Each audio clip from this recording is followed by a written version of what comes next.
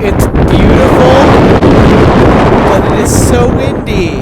It is crazy windy.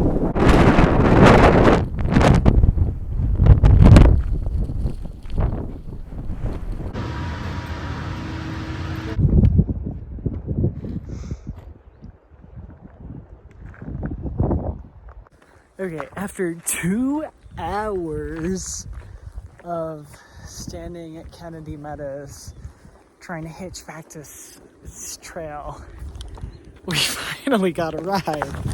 And now it's 7 p.m. Which actually means that it was like 2.5 hours. I'm usually asleep by now. But that's fine. I'll hike for like maybe a mile and then set up camp. And the guy who gave us a ride had just been driving up and down Sonora for fun. And I guess he had already passed us and said, oh, if they're still here when I come back down, I'll take them up. So glad he gave us a ride, but dude, you couldn't have picked us up the first time. But it's fine, we were about to give up. And so I'm glad that I did get to trail. And I don't have to completely demolish my plan for how I'm getting to Tahoe. Or like on what timeline. So, goal is hike to some kind of water and sleep and eat dinner.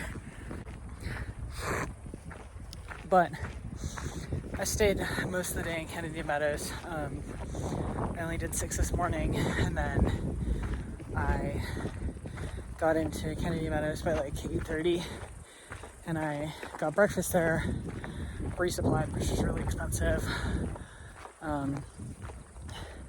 Did laundry, showered, charged, planned for Tahoe, stuff like that. And also just kind of putzed around a bit. And now I'm here. Also, it's just really beautiful. The drive up and back Sonora Pass is just gorgeous.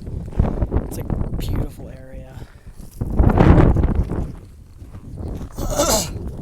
Oh, and I sent home my